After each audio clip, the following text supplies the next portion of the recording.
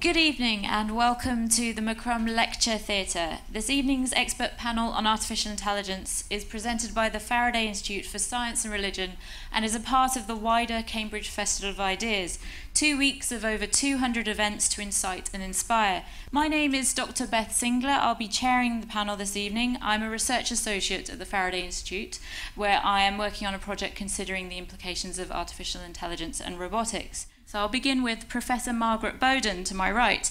She is a research professor of cognitive science at the University of Sussex, where she helped develop the world's first academic program to combine AI with philosophy, psychology, and linguistics. She holds degrees in medical sciences, philosophy, and psychology, and integrates these disciplines with AI in her research. She is a fellow of the British Academy and of the Association for the Advancement of Artificial Intelligence and its British and European equivalents. She is also a scientific advisor for CSER, that's the Centre for the Study of Existential Risk.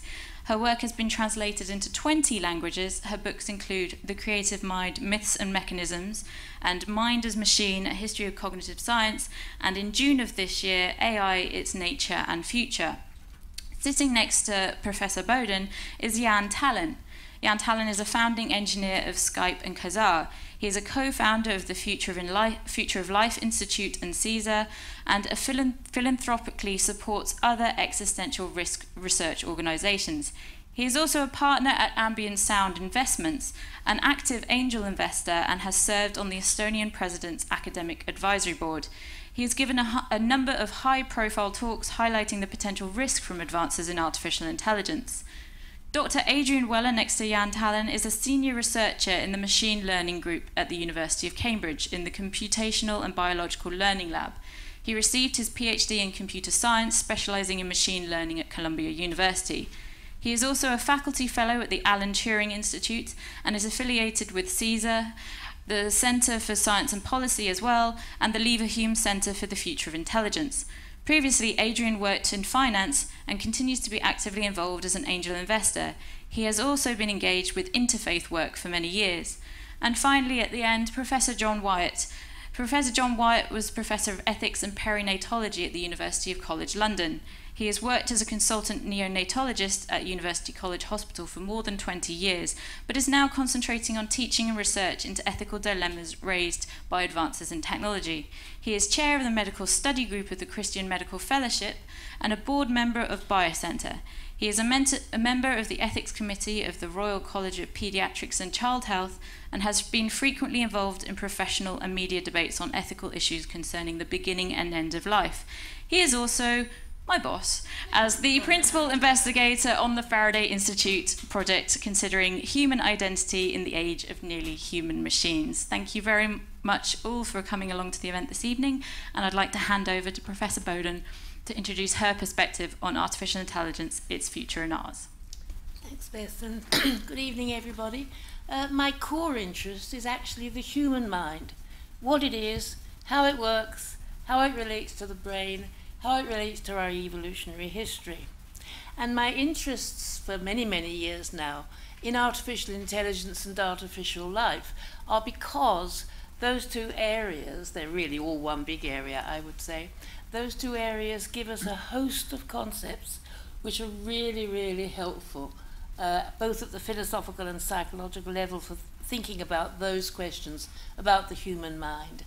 And I'm also very interested, in fact, increasingly so, given what's happening in the world out there, also interested in the social implications of AI, and in particular, I mean, there are so many, but in particular, in the ways in which it might affect the way in which we relate to it to one another, and the ways in which we think about what a human being is, and what a human-human relationship should be. Excellent. And Jaan Tallinn, if you'd like to say a few words. I would start with a story. Imagine a domestic robot, and it's your robot. You tell it to go to the kitchen and fetch some coffee. Now, there's one problem in the kitchen. You have some refurbishment ongoing, and there's a big hole in the floor. And the robot will actually go around that hole. It wouldn't fall into the hole because it's sufficiently advanced. And the reason why it went around that hole wasn't because it's conscious. No, it's not because it has a fear of death. No, because it was just sufficiently advanced to make the correct prediction that if it falls into that hole, it will not be able to fetch the coffee. Now the thing is, if you replace that hole with a human-operated off switch, and if the robot is sufficiently advanced, it will also make the correct prediction that if it's going to be turned off, it's not going to be able to fetch the coffee. So the problem that humanity still has no answer for is really kind of trivial. How do we turn off systems that are sufficiently advanced to predict the consequences of being turned off? And for the last 7 years or so, I've been trying to kind of increase humanity's ability to do research into these topics. And luckily, I see that these efforts of mine and people like me are starting to bear fruit. For example, just earlier this year in June, Google DeepMind, which is I think one of the most, if not the most advanced AI group in the world, together with the Future of Humanity Institute in Oxford, published a paper. I think it was called something like Interactability in Reinforcement Agents, or something like that, where they proposed a new architecture showing that in principle and under some assumptions, so it wasn't very strong conclusion, you can turn off reinforcement agents if you're going to architect them properly. And I do think that there is a great need for, because this was just one problem that I described, that's how to turn off sufficiently advanced agents. But even if there's in principle a way to turn them off, you might not be able to because they're just too quick. So we need to do research into how to make sure that they proceed slowly, how they are more transparent, how they try to avoid catastrophic side effects, so on and so forth. And in a big strategic view, I think it's time we should stop relying on sort of external control mechanisms that we have so far used for all of our tools, and everything sort of even like economic concepts, where you have like a system, you expect that what to do with a tool, what to do with an organization, that sort of comes from outside, from the society, from the owners or whatnot. But as we have moved to increasingly autonomous systems, that situation might no longer hold. Therefore, we need to do research into what's called value alignment. How do we build systems that are sort of automatically try to do what we want to do, instead of us kind of monitoring them and making sure that we are quick enough to turn them off, even if they don't necessarily want to. Great, thank you very much. And Dr. Adrian Weller, if you'd like to introduce your work. Perhaps I'd like to start by echoing something that Maggie said, and I'll end with coming back to something that Jaan said. What could be a more profound and more important question than trying to understand the human condition?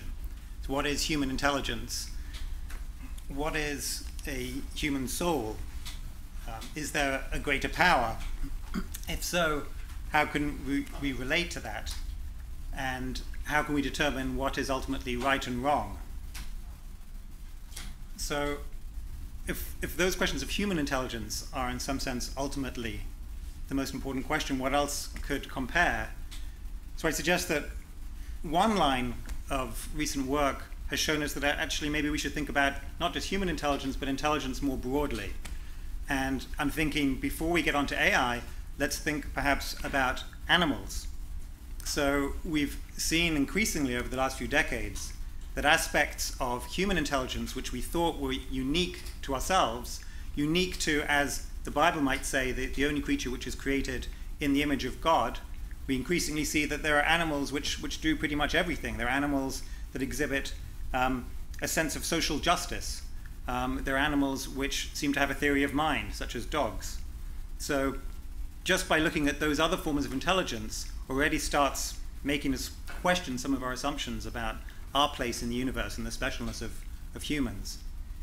And now turning to artificial intelligence, that's an area where we've seen tremendous progress in the last few decades, and perhaps we're seeing accelerating progress, so that we're at a period now which seems to be one which is going to lead to really the biggest shift in the rate of learning or evolution or development since the beginning of mankind, perhaps since the beginning of life anywhere as we know it. So this is a very important time, and we're seeing the development of powerful technologies that give us tremendous opportunities. So I'm very excited about AI. I'm very excited about the possibilities for doing things like curing diseases, which we wouldn't know how to do otherwise, or perhaps for just increasing economic efficiency tremendously. But with these tremendous opportunities, with these superpowers that we have, come super responsibilities. And we should think very carefully about the social impacts of artificial intelligence, both in the near term and the long term. So in the near term, there are clearly significant worries from things like jobs which may be displaced by machines, and from trying to ensure that we get a fair distribution of the benefits which will come from artificial intelligence. And in the long run, we may come to a time, and it's something we perhaps will debate, that just like some aspects of intelligence which we see in animals make us question our own specialness, we may come to a time when artificial intelligence makes us question whether is an AI conscious, does an AI have a soul, questions like that. We're probably a fair way off from that. But one of the issues which will be important as we get closer to that is the topic that Jaan mentioned. So can we give them a good set of values? Can we figure out which values we want them to have, and can we then ensure that they will follow those values?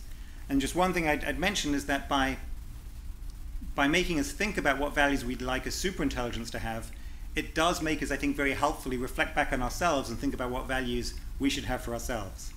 Thank you. Thank you very much. And Professor Wyatt.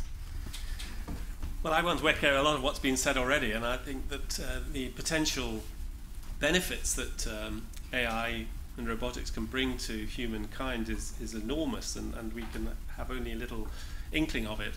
But it's interesting in the history of ideas how human beings have often used the best technology of the time to try and understand themselves.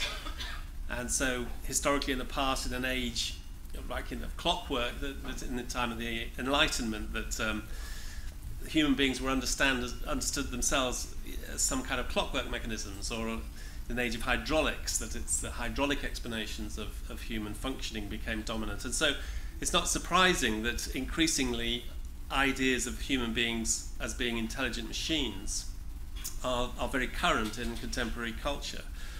So on the one hand, we understand ourselves in the light of the technology with which we are confronted. And at the same time, there's a movement in the opposite direction in that we tend to anthropomorphize. We put our own human identity onto machines. And I'm concerned about the potential abuse and manipulation that these kind of processes can lead to, particularly in the area of companion robots or so on, and the ability of machines to simulate what has been up till now been thought of as distinctively human virtues, such as compassion, sympathy, friendship, and so on. It does seem to me that there are real manipulative possibilities, and particularly as the economic arguments for having companion robots will become, I think, increasingly pressing, given the cost of human carers, the cost of human companions, and so on. So I think we do need to think seriously about what the implications of simulated companionship, simulated carers may be in many areas of medicine and other aspects of social care. And I find it concerning that so far, so much of this field is being driven by effectively laissez-faire economics. It's capitalist economics which is driving this. And there's very little in the sense of democratic supervision or oversight of advances in these areas. And so I want to ask the question, what would an appropriate democratic supervision, democratic regulation look like? How might this very powerful technology be used in a way that will be genuinely for the common good, that will reinforce genuinely human interaction. And perhaps finally, in an age where increasingly, as has been said, that what we previously thought of being uniquely human competences, many of these functions can be taken over by machines, then the question is, what are human beings for? What are the unique contribution that human beings have to make in a world increasingly dominated by intelligent machines? Excellent, thank you very much. And now we will open up to questions from the audience, from yourselves. I believe somewhere there's a microphone. Excellent. So hands up, make yourselves known, and we will pass the microphones along to you. Because there's no aisles, you have to be high. Yes. Hello, my name's Ben. Less of a question, more I'd just like to early on introduce into the conversation something to depolarize it. We often hear about the machines and us, and there is already the idea of transhumanism. This is combining with the machines, and I think that's really important balancing for the conversation. Effectively, by carrying a smartphone, we're already mildly transhuman. We are more intelligent with it, and it is more capable with us than it is sitting on a desk on its own. And I think this is very important perspective on it, the idea of combining with machines in a more and more internal way inside the skin. It doesn't matter, but... Yeah, I think it's one of the possible scenarios that we indeed kind of become more and more cyber as we work on the better and better interfaces to our machines. Whether it's a good thing or bad thing, I don't actually have a strong opinion there. I do suspect that it's somewhat unstable though, because you're combining a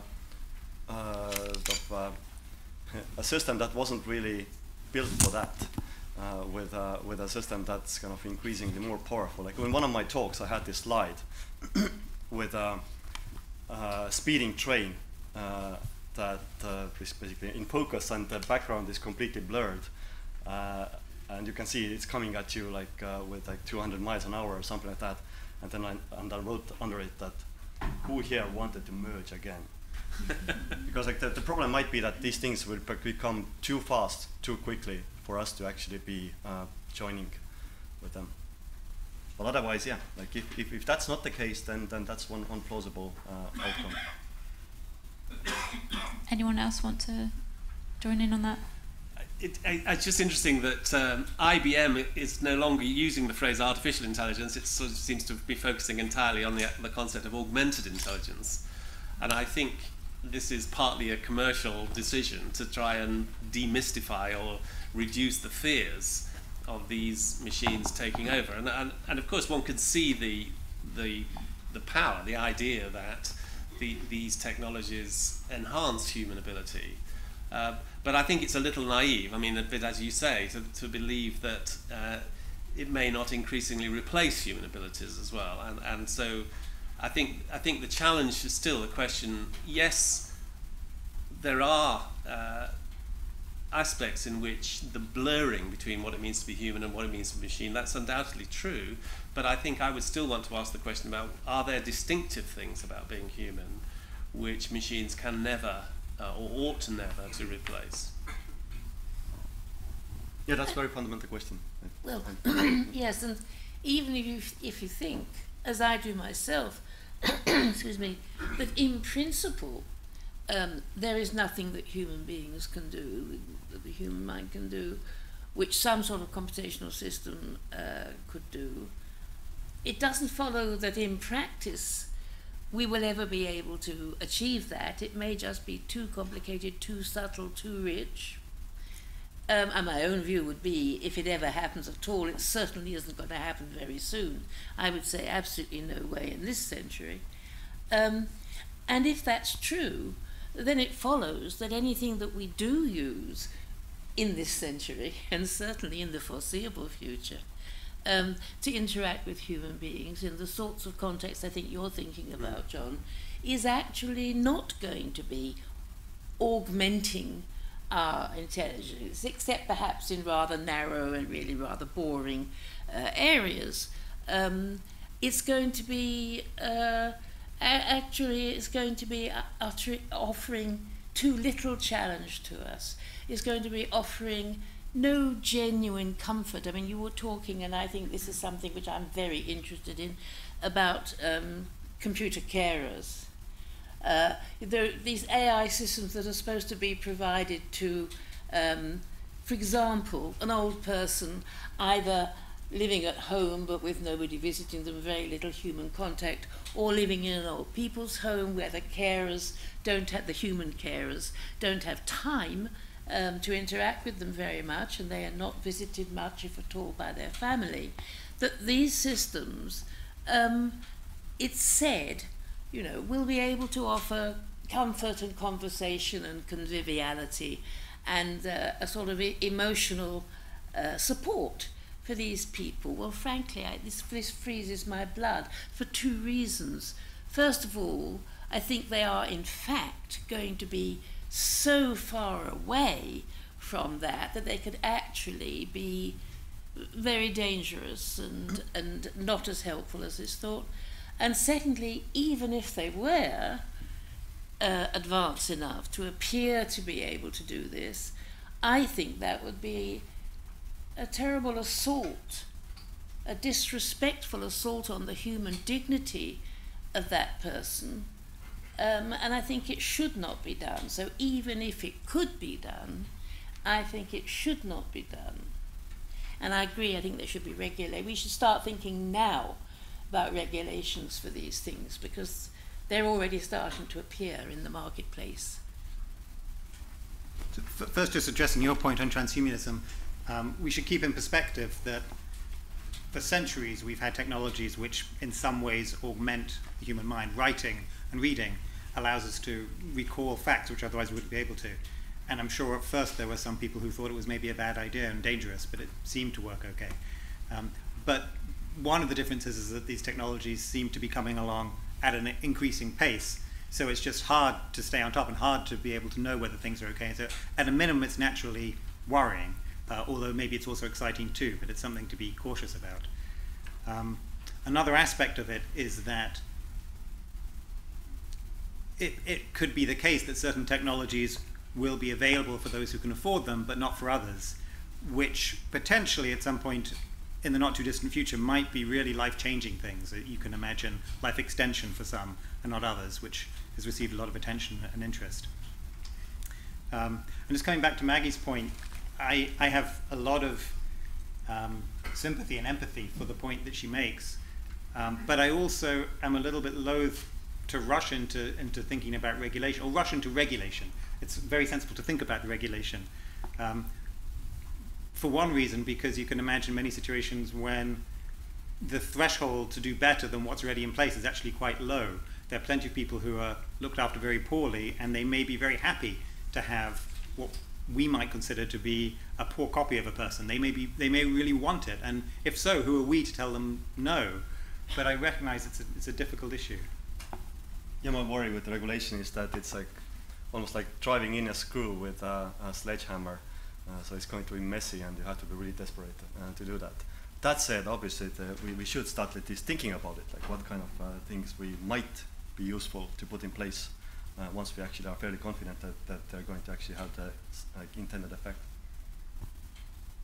We have questions over that side. Start there.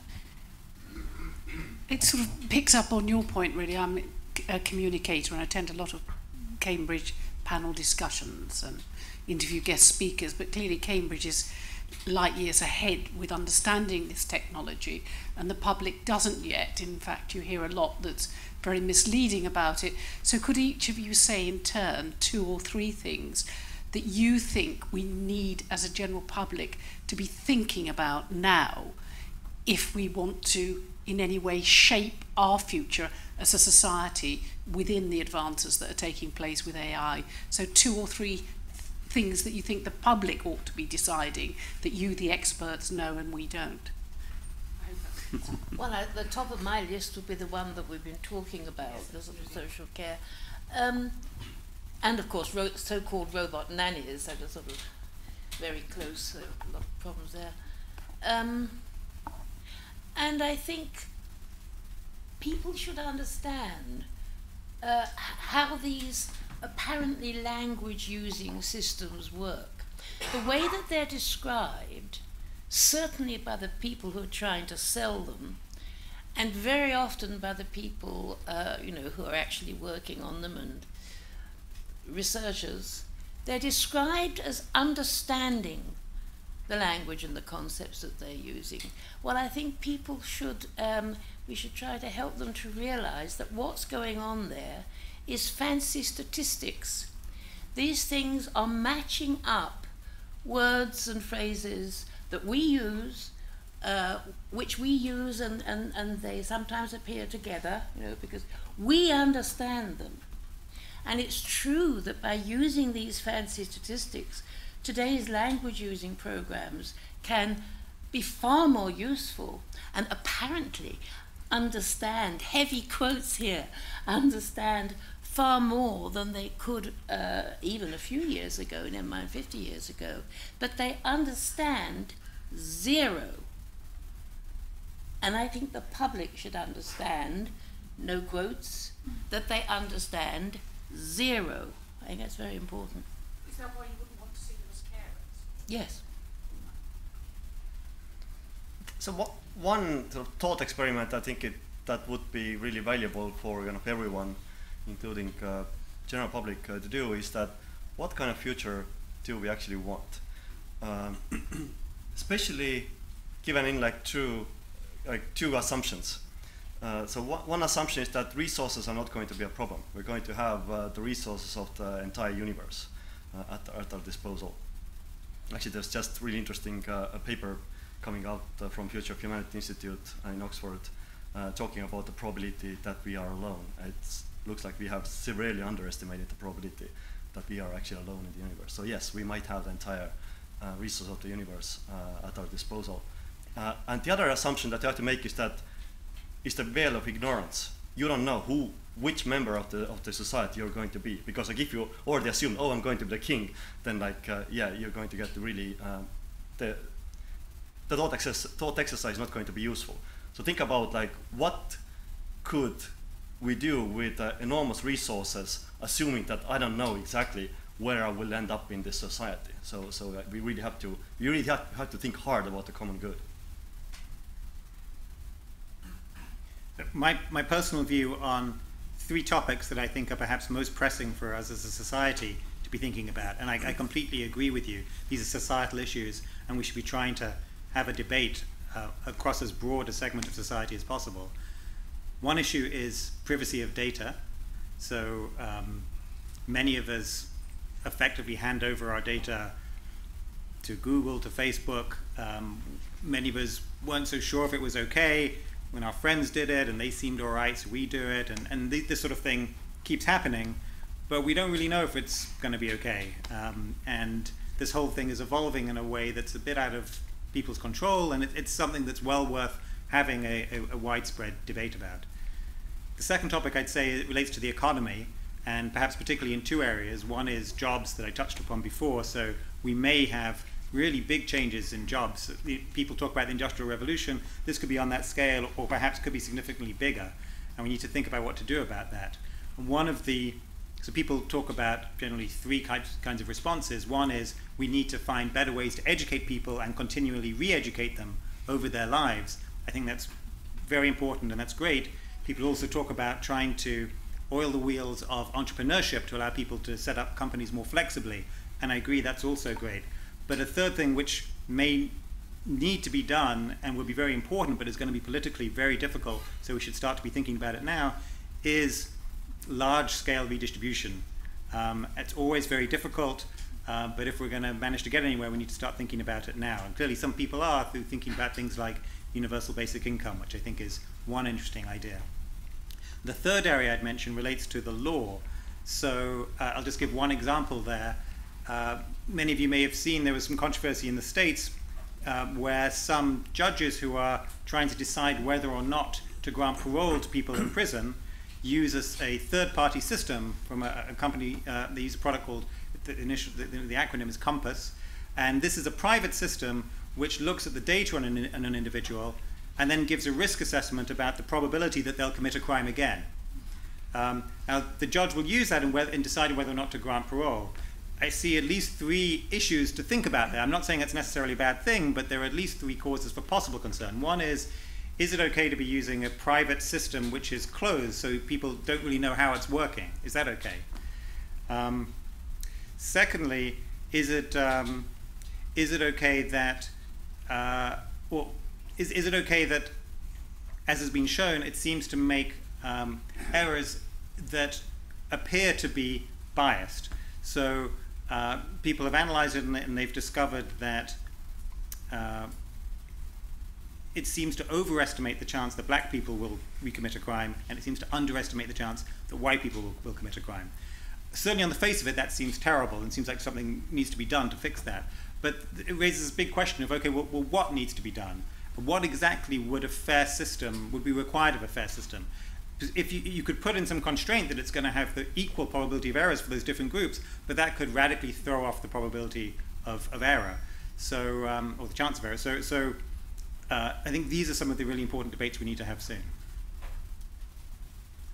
I would certainly echo a lot of that. I think the question of democratic accountability in the introduction of this new technology, my own background in healthcare makes me think a lot about how the AI is increasingly going to be used in many different aspects of healthcare, issues of privacy of medical information, and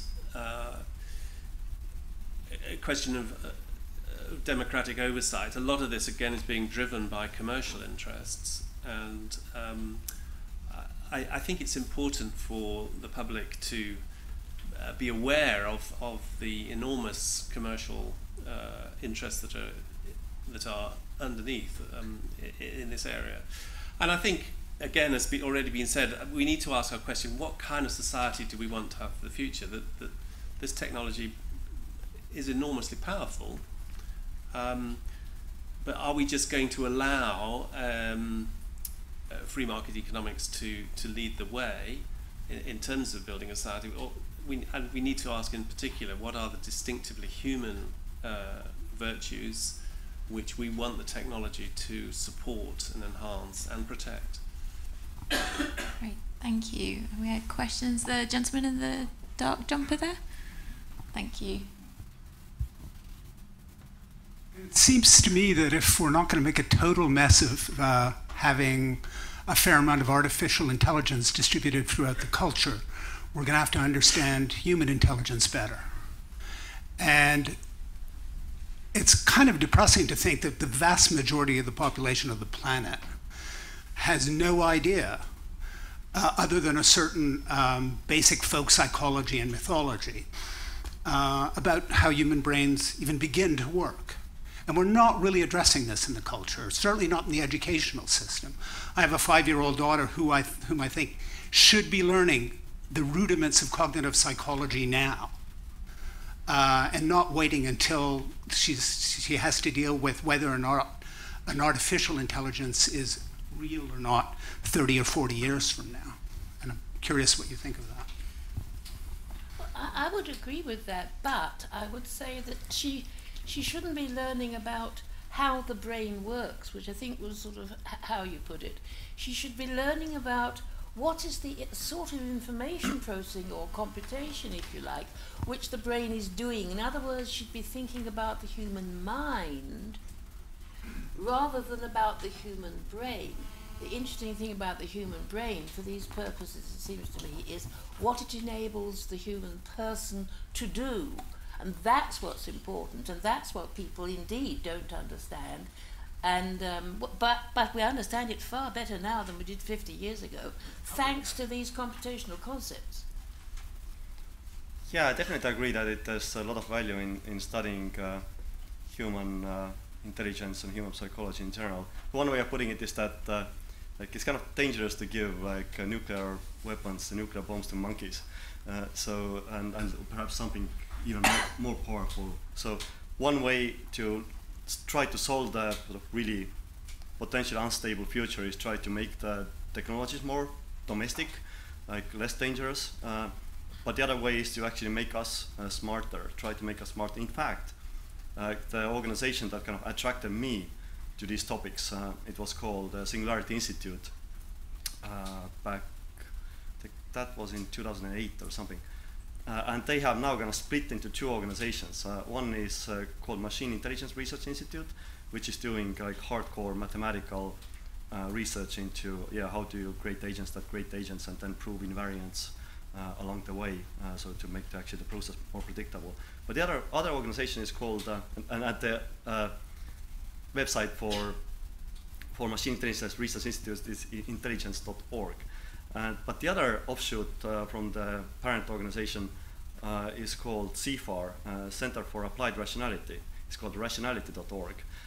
And the idea there is indeed, like in order to actually face the challenges that we're going to get from increasing powerful technology, wouldn't it be crucial to make people more rational and more kind of, wise in certain sense of the word? So yes.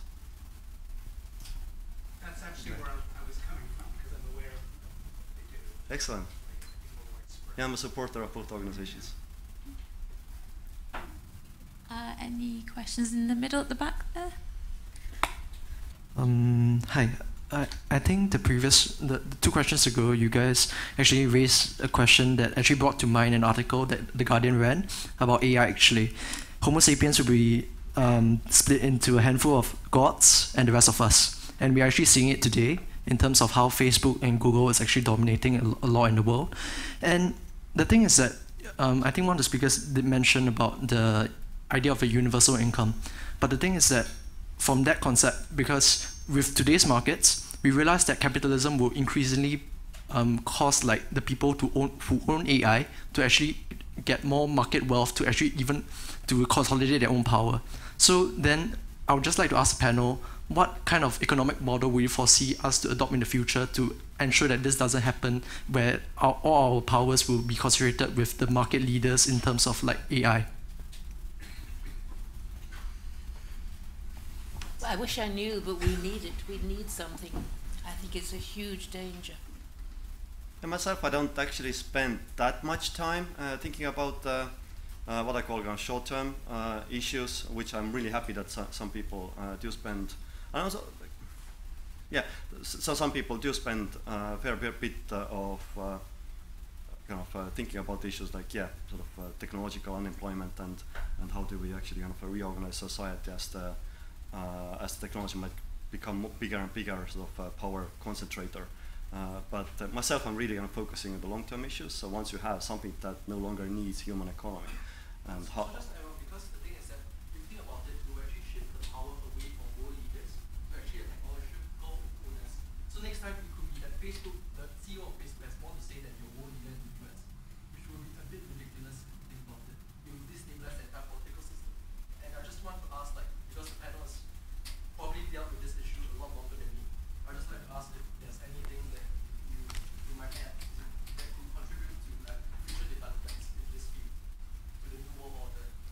Yeah, so I mean, my contribution generally has been to invest in AI companies so I could hang around in their kitchens and talk about these issues.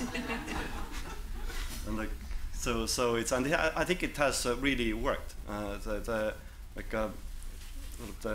growing awareness among AI companies that they're not just doing yet another technology, but actually, like sometimes I say that it could look at AI research that humanity is doing and say that humanity is in the process of searching for the best possible future for itself, with an important caveat that we are going to be irrevocably committing to the first result that we find. So we should better be really kind of careful and wise about the search process itself. And yes, there are many pitfalls along the way. And but yeah, indeed, myself, I've focused less on these problems. I've focused more on problems where we just have systems that cannot be controlled by anyone. And how do we avoid that kind of fate? So a few comments. You started by talking about perhaps the gods and the have-nots, which is an exciting phrase. But I don't think we're anywhere close to that.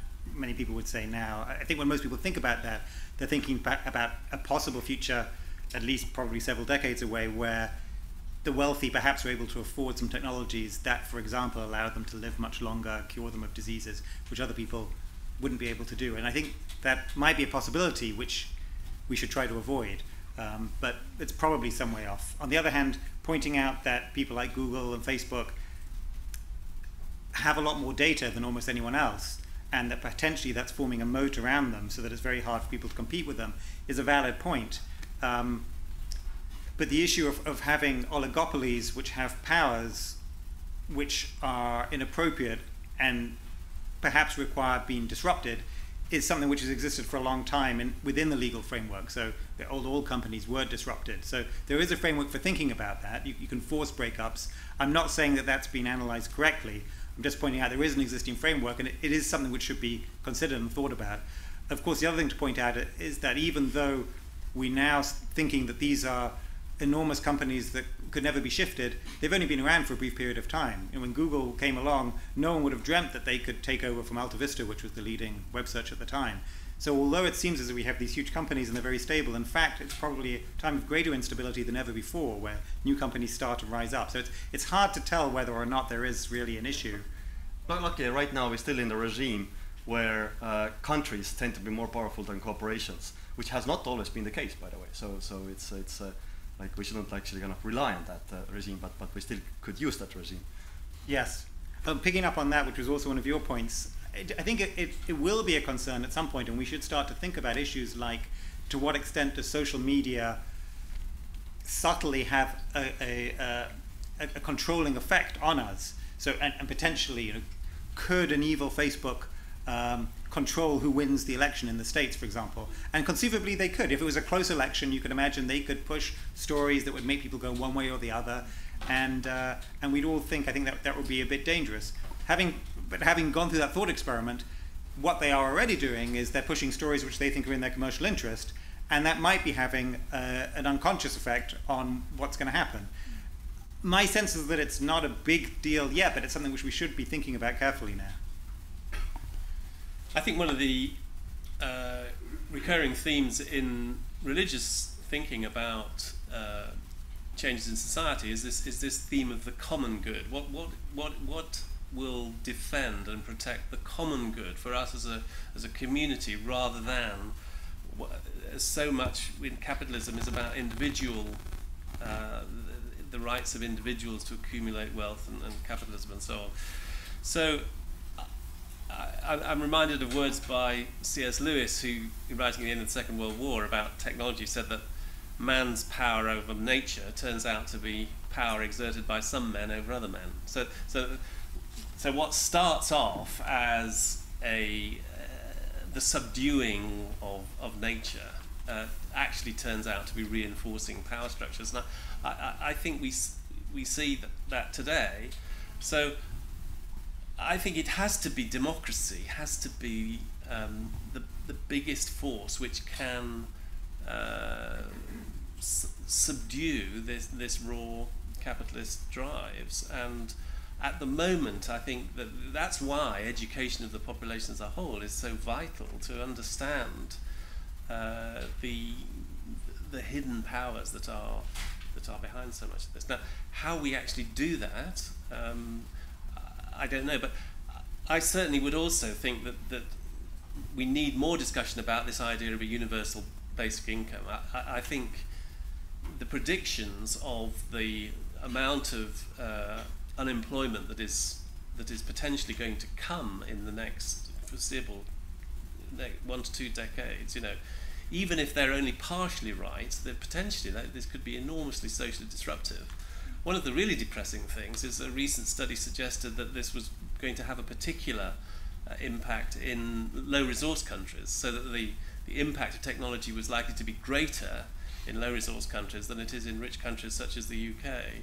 And so I think we really do need to think about how, both as a country but as a global community, how we mitigate against these potentially immensely disruptive powers of artificial intelligence.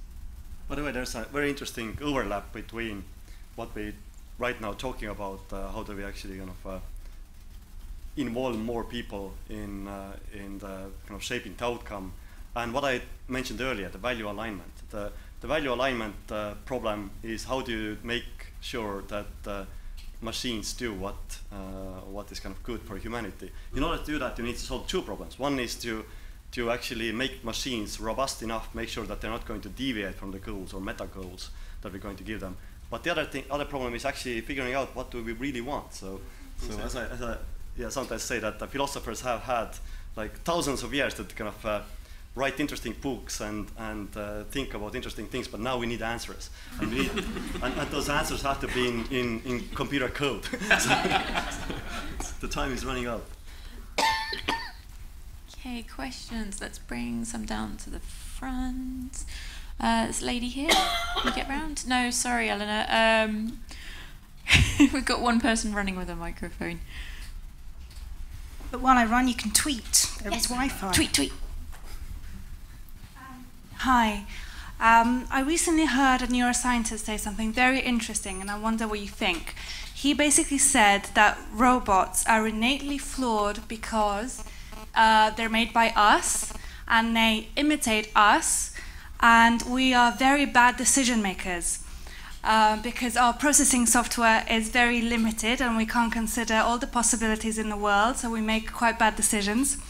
And then he referenced Google DeepMind and said that it recently made a mistake and it got depressed, it got self-conscious, and it started making more and more mistakes because it went back on its mistakes, analyzing them and thinking, oh God, why am I making a mistake? Basically, just like a human being. And he said, well, that's a real problem. This is why artificial intelligence will not be better than us, will not be able to take over the world, because they will be just as limited as us. What do you think? Well, I mean, first of all, we are not as limited as evolution. So we are created by something that's I think is dumber than us, at least in some respect. It never figured out how to do radios. It never figured out how to do firearms, for example. And like, yeah, human eye is a horrible piece of engineering if you look at it, actually. And like no engineer in their right mind would like do something silly mistakes like that. And I do think that humans actually have fairly good grasp by now, like in what's called decision theory, like how to actually make optimal decisions. Doesn't mean that we are able to do those decisions ourselves, but they have some theoretical underpinnings. So like, I don't think that neuroscientist was very well aware of how actually AI is built.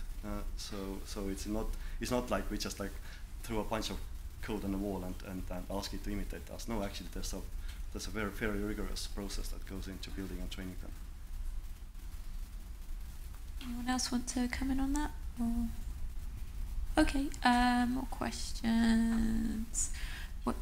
Yeah, in the middle.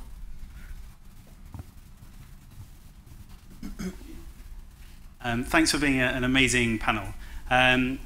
I'm from an organisation called Future Advocacy, and we're putting out a report on Tuesday which looks at some of these issues we've been discussing about what citizens and government need to know and do to maximise the huge opportunities of AI and minimise the significant risks.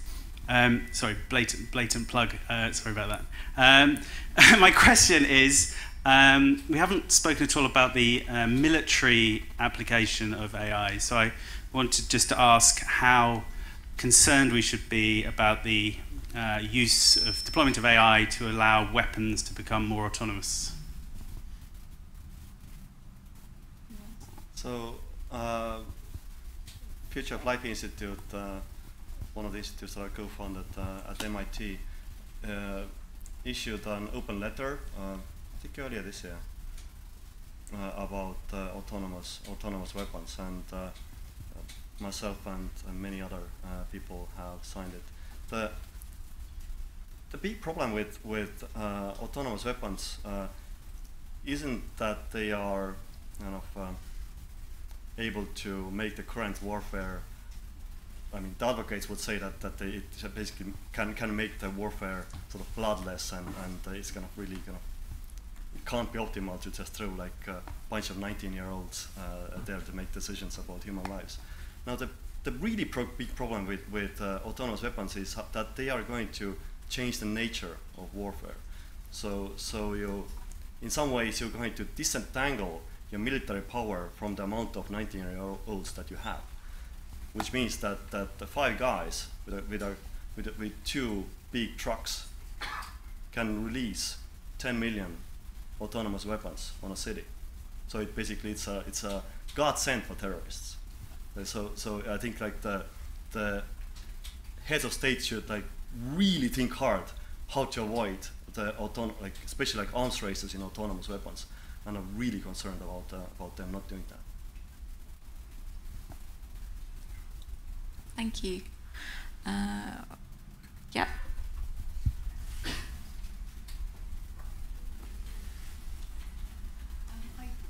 Actually, going back to something before about learning, human beings, I think it relates to a bit more of what you were speaking about.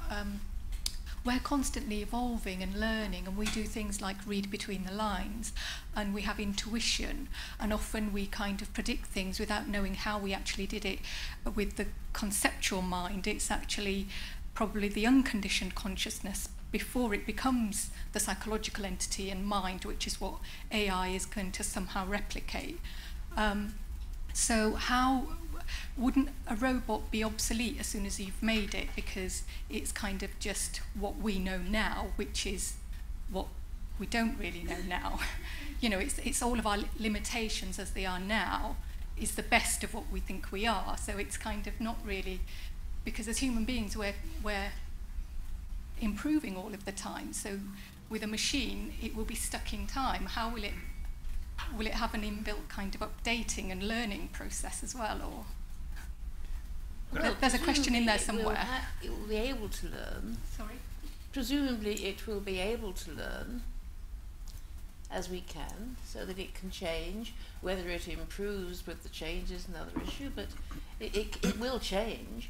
And it might also have evolutionary processes in it, because, you know, there are many computer programs that can evolve, change themselves by evolution, to get a better outcome, to get, you know, that assumes, of course, that one has criteria for what counts as a better outcome. But exactly. No, I mean, I don't see them as being stuck in time at all. In fact, I suggest it's an important point is perhaps to see in a way the opposite. So first, there's a whole field called machine learning, which is dedicated to trying to see how machines can learn. But going back to a point that Jaan made before, evolution was advancing at what we would consider to be a very slow pace in terms of how it learned how to do things compared to the speed at which humans can learn to do things. And we're now entering an age where actually machines are able to learn at potentially a much faster rate again. So I wouldn't think of them as standing still. I would say there are many techniques we can use to try to help them learn. There are even techniques which they can take and then themselves try and figure out for themselves new ways to learn, so that we could get what's classically called an explosion of intelligence, with these machines improving themselves at a very rapid pace. So I think it's more likely that we'll see them advance very quickly. That's much more likely than seeing them stand still. And even if they do stand still, a feature of a lot of the algorithms which are being used today is that if nothing changes about the processes which are used, but all that happens is they get more data, which is available all the time, and they run faster, which is happening all the time, then they'll perform much better.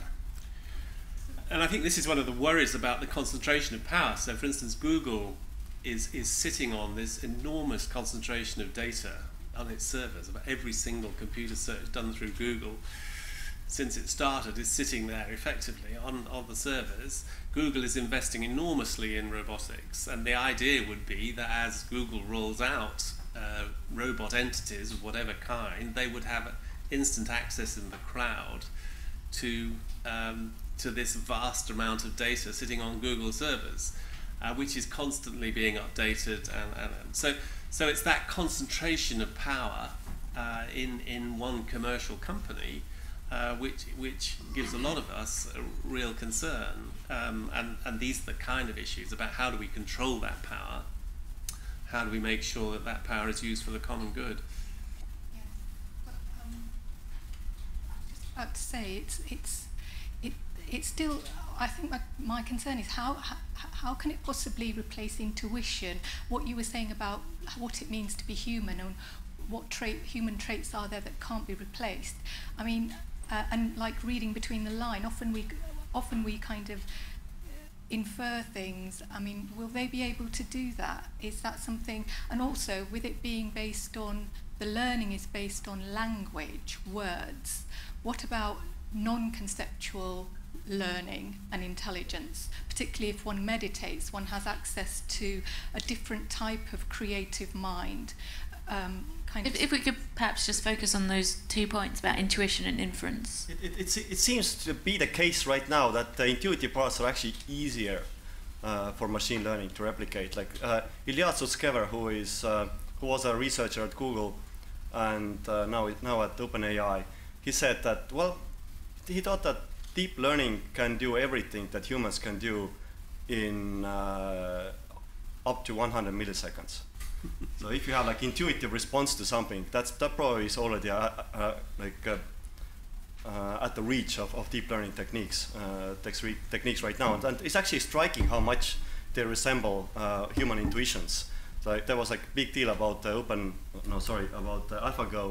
that it was like a lot of the techniques that it applied kind of closely resembled to win the Go tournament against Lee Sedol. We're sort of applying what humans do with intuitions, basically looking at the entire situation and trying to figure out kind of what feels like a good idea, what feels like a bad move. And I mean, as for nonverbal learning, I'm sure this isn't the sort of example you were thinking of, but a robot has already learned how to screw a top on a bottle, and it's even learnt that to do that you very often need, first of all, to turn it in the wrong direction, in the opposite direction, and then you can screw it and get it down to the bottom of where it stops screwing. And that's done, of course, on what's called haptic feedback, touch, pressure.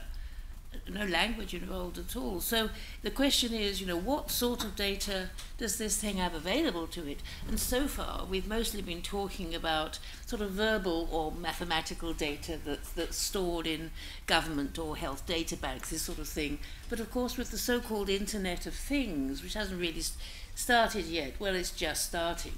With the Internet of Things, when it happens, will be the situation in which the watch on your wrist, the brooch on your lapel, your kettle at home, your TV, your car. I mean, virtually every gizmo that you use actually is, just as your mobile phones are, all the time, non-stop, it is sending out information into the cloud. And of course, this is not most of it verbal information. It's information like, I don't know, what the temperature is, what you're doing, where you are, etc., etc. Virtually anything you think of can, in principle, come into this. And this is going to happen. It's already starting. And this is going to happen. So we certainly shan't be limited to only verbal information. But just to argue your case a little bit, and Maggie's the expert on this, but I think for sure there are things which our brains, our minds can do, which we really don't understand how to do at all yet, and we can't make machines do. There are things, as Jaan was saying, which we can make machines do. I'd be less confident than Ilya about that statement about anything under 100 milliseconds. But the way deep learning works is a bit like the way that some parts of our brain work, and they seem to get results which in some ways are similar. And they can be sort of put on steroids by running with a lot more data, a lot faster, with much deeper networks, and in some ways that gets superhuman levels of response. But that doesn't mean at all that we understand exactly how the brain works at all, and there are lots of things we don't understand, which we're trying to understand. As one example, the best human in the world at chess was beaten back in 1995 or so, but still a chess computer plus a human together can beat the best chess computer. I don't know how much longer that will go on for. Margin is getting pretty tight, yeah. But there clearly are things which humans can do better than machines still, and that may well last for a good length of time. So yes, just there. Thanks. Oh. Doesn't matter. I wonder if you could share a few examples of specific products or technologies that you think hold the greatest promise and that leave you most optimistic, and who do you think they should benefit?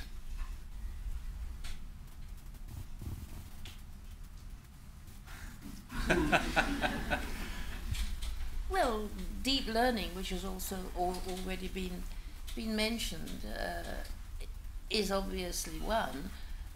But as Adrian just said, there are lots of things it can't do, and we don't know yet how to do those things. So actually, there's a paper just been published, I mean literally a few days ago, by those people, which combine deep learning in the sort of pure sense, which is a multi-level neural network, lots of levels in the neural network, doing associations and talking to one another, so to speak, but combine that with a sort of separate memory storing data which this thing can interact with.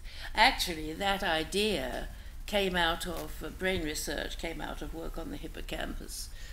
So that's where it came from. So that these things can now do things which they could not do before. Things like solving problems about how you get from one part of the London Underground network to another, or how you work out who is somebody's maternal great-great-grandfather's second cousin once removed. That sort of hierarchical family tree, which only 2 years ago, well, probably 18, I don't know, very, very recently, there was a paper in Nature written, I think it was in Nature, written by the 3 gurus of neural networks, saying that in order to do that sort of thing, a new paradigm is needed, which of course was scholarly code for saying we haven't got a clue. But now it has just beginning to be done in very, very simple ways. So, in other words, you know, they didn't have a clue, the top people didn't have a clue, now we have the beginnings of a clue.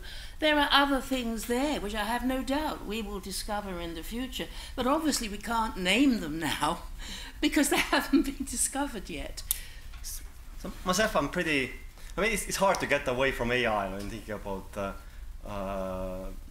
exciting technologies. But if I really try it a little bit, but not go very far, I think I'm pretty excited about sort of quantified self movement, like a ring carrying, like a smart ring here. And the reason why I'm excited is that I think it's the first time we have like what seems like a right dynamic, like a right feedback loop between human, basically like a consumer market feedback loop between what actually is good for human health. Because the healthcare system, like, I mean, it's not really, it has been optimized for actually delivering good outcomes. There's like this, I used to have a medical startup myself that didn't work out, so I'm a bit skeptical about things. But there's an American businessman called David Goldhill, if I remember. He has said that, well, if you look at the American healthcare system from far enough, then you see that the business model of this thing is to sell treatments to insurance. And the consumer, basically the patients might get better or worse as a result, but that's always a side effect.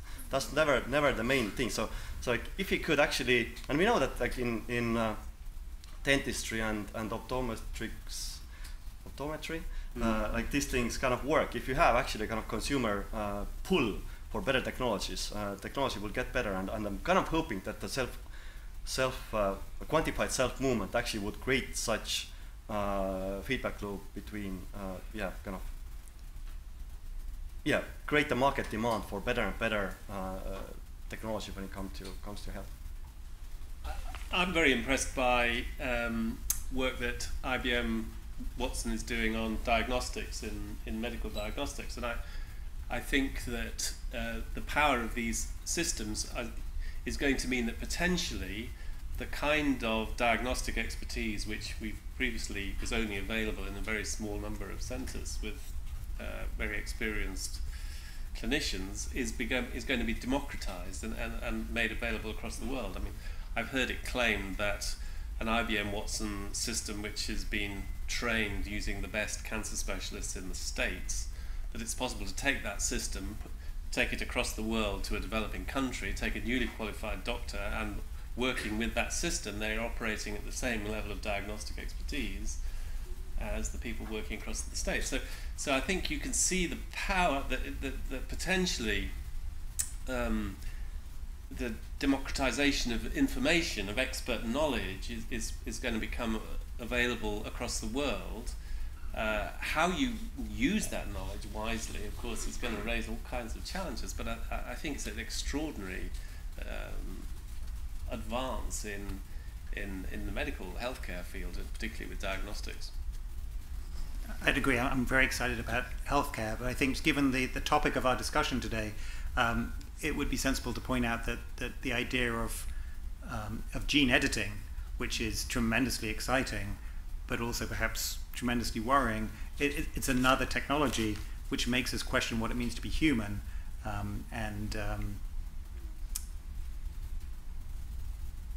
guess that's all I'd say. And that Faraday does have another project on gene editing, considering the implications of that. Thank you. Yeah, just over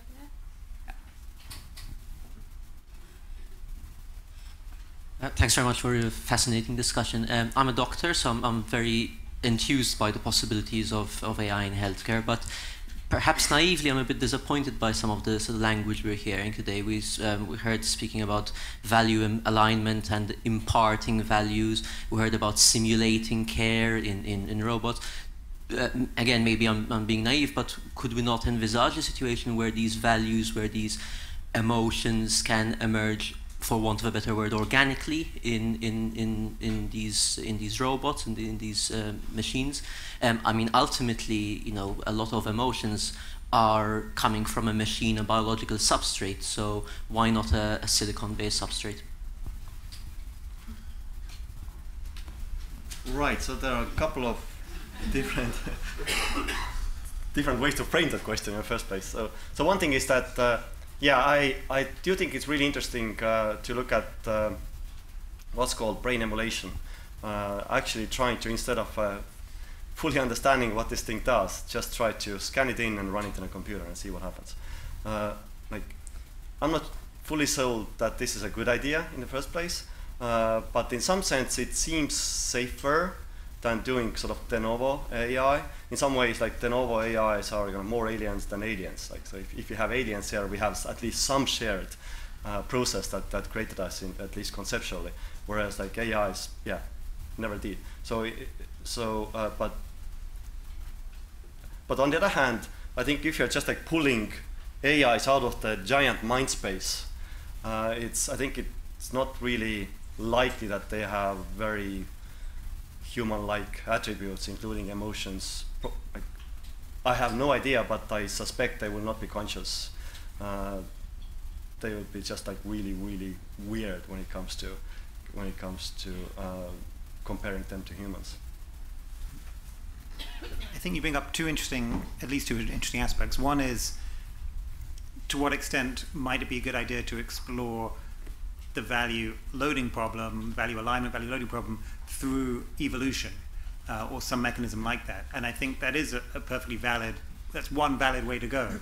It's the way that we presumably came to have our values and presumably all other animals came to have theirs, and so it seems like a natural idea. On the other hand, and actually in its favor, it seems likely to lead to a kind of robust solution. But it may require us, if you can't do that carefully in silico and then put it in the real world, it makes you a bit nervous, because we're in this position, as Jaan's mentioned, I think, where if we get it wrong, then we'll be in big trouble. So allowing things to evolve, unless it's done in a carefully controlled way, is of some concern, at least. And the other interesting point I think you were suggesting is that we may have AIs which have genuine feelings. So we've been talking here about how wouldn't it be terrible to be having a machine which has fake emotions, and that should not be allowed to look after a particular person. Personally, I'm certainly open to the idea that we might have machines which do have real emotions, but it's clearly a controversial position, and it's one which is very challenging to many people, and we're not anywhere particularly close to really challenging people's notions about it. So I don't know if I can say too much more now. And I would say don't hold your breath, because it depends on philosophers understanding what consciousness, especially sort of feeling consciousness, phenomenal consciousness is. And almost nobody claims to understand it. The ones who do claim to understand it aren't believed by anybody else. And the whole thing is a complete philosophical morass. And the point is, this is not a question, this is not just a host of scientific questions. It's mixed up with a host of philosophical questions, including, what is it? Is it to be human, which is a philosophical question. And consciousness is one of them, as you mentioned. It's right in there centrally. John, you want to?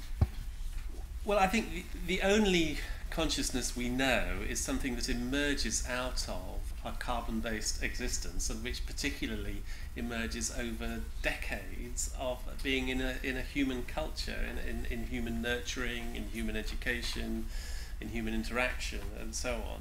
So whatever would happen in silicon would not be the same as human self-awareness, human consciousness, and so on. It may still be. I mean, I'm again open to the possibility that there is something completely different, but whatever it is, it's not human. I think the question for us as a community is to say, I would want to argue that unique nature of human emotion, human consciousness, human self-understanding is something we want to preserve and protect. It's possible. There are certainly people around arguing that if machines claim to have conscious awareness, claim to have emotions, that we should give them rights, that we should protect them from harm, that we should recognize them as being members of the moral community. I, for one, would need quite a lot of persuasion that is a good way for us to go, although there are some people arguing that. Somewhere down here at the front, can you pass it down from the back to the front, please? Should we play some music, and when it stops? No, I'm joking. Just oh, okay, and then after you're done, this way. Thanks. We've heard about perhaps more intimate interfaces than we have at the moment with our mobile phones and so on. Gene editing's been talked about, but what perhaps we haven't taken is that evolution has changed us up to now. It's been, well, our genome has been made up by natural evolution. From now on, it's going to be design. We already got eugenics because for certain things, abortion is allowed, and also you can choose an embryo from a dish that doesn't have certain genes. So that and with gene editing now, there are going to be all sorts of decisions to make with that. The different decisions we made in different countries. Some people may be able to get around the law if they've got strong enough motivation. So it's not just that machine intelligence is going to change, but human beings are going to evolve as well. Anyone want to answer that more specifically in relation to AI, or? Because one thing is that I might be wrong about this, but if I had to bet, I really would bet that we just wouldn't have enough time for evolution to continue affecting us. Like, we might have just a couple of generations or so left before we have actually something that's smarter than humans here. If we're lucky, we might actually, it could be even shorter timelines. But then, yeah, I think that gene editing, that definitely can change us, but not in a sort of a exogenic way, in a way that actually it's kind of up to us. How do we do it? And again, it's a powerful thing that we should think about and avoid all sorts of weird arms races. That would be really horrible. I certainly think that I want to reinforce the point, basically, that it's about timescales. That yes, it is true that various kinds of manipulation of the human genome and of human machine merging and so on are likely to come, but for all kinds of biological, physical and other reasons, this is coming very slowly, and it may take generations before the implications start to come out. Meanwhile, artificial intelligence is coming like an oncoming train. It's coming at such speed that it seems to me these are the questions which we as the human race need to address. They have even greater urgency than does, for instance, gene editing or other forms of human enhancement. And yet it seems that this particular conversation is further back. It's hardly begun. It's great that it started, but I think there is a real urgency that we as the human race start thinking about these issues. It's actually a little bit weird how, I'm trying to find a quote here, how we kind of forgot about problems with AI. I can give you a couple of quotes. So there's like one. Let us now assume, for the sake of the argument, that these machines are a genuine possibility and look at the consequences of constructing them.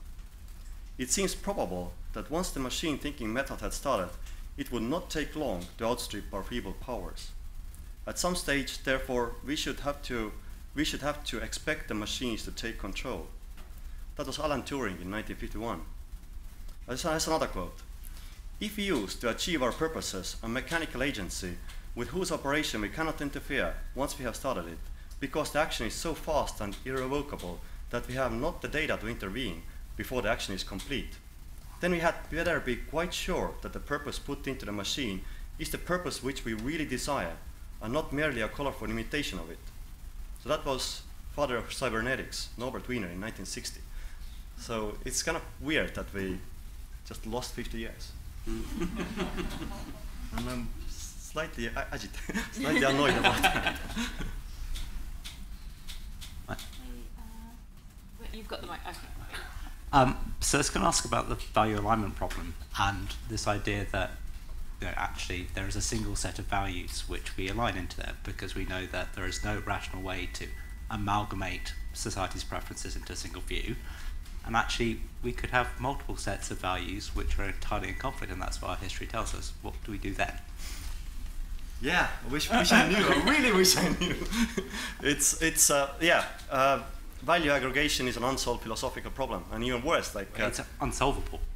Yeah, like you get these weird paradoxes, like the repugnant conclusion and things like that.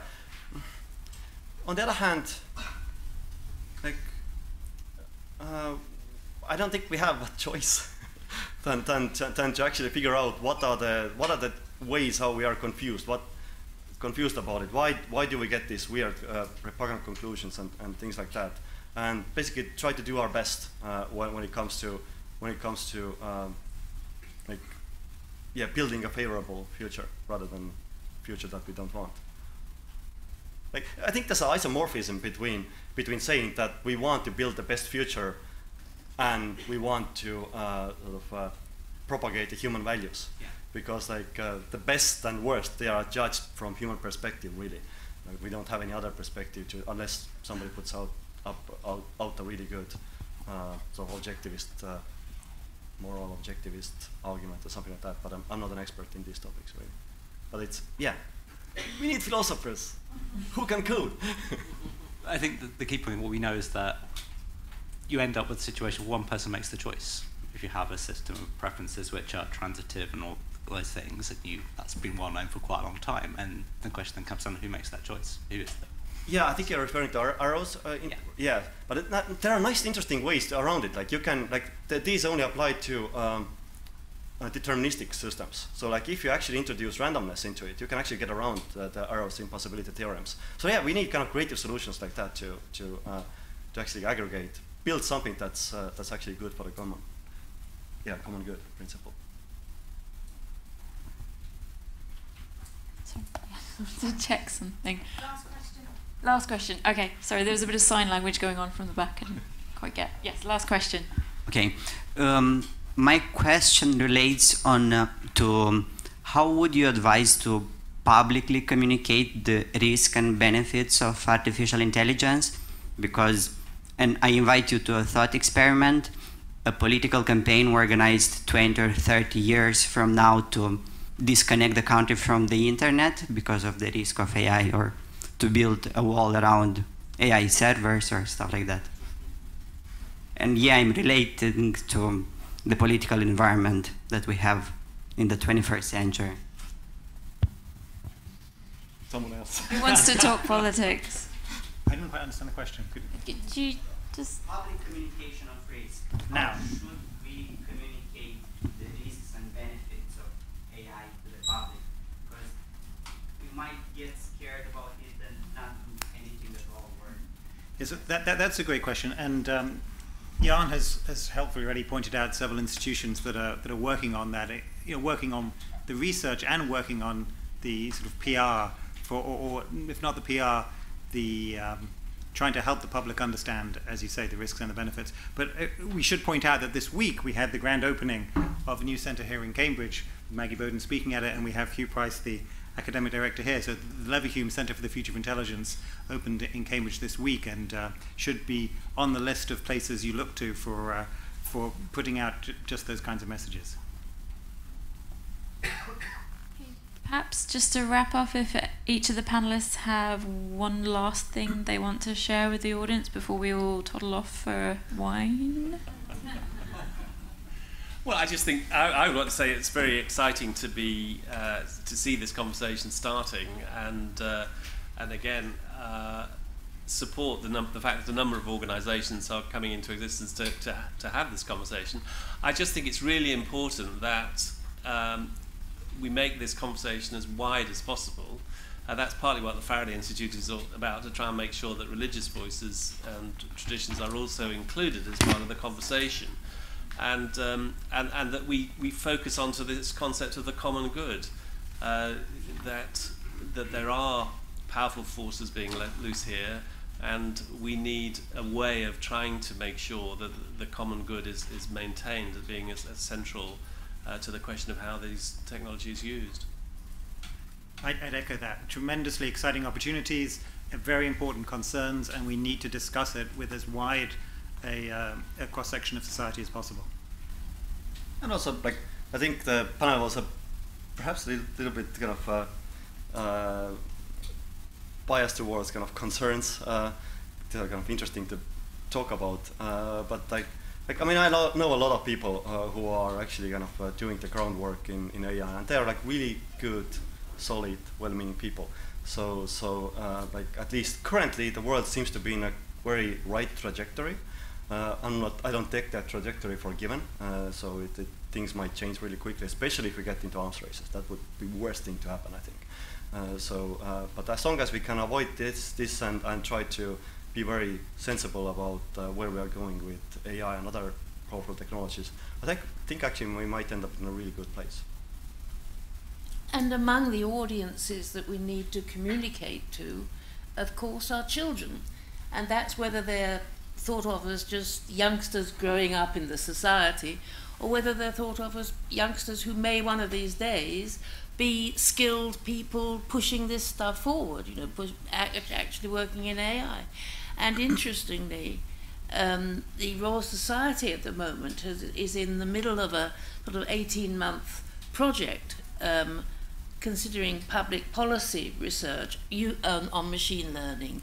And one of the things which they're looking at, and I expect that they will end up recommending in their report, is certain sorts of education for children from primary school in machine learning, even from primary school, certainly from secondary school, because it's a very different sort of approach to computation from sort of traditional coding, which they're already being taught, and of course in universities too. So it's not just a question of getting to the adults in the public, it's also a question of getting into to the children so that they understand what can be done, what might be done, and what the dangers might be, and how you might be able to cope with those dangers. Excellent. Please do join me in thanking the panel for coming on this evening, and thank you to yourselves as well.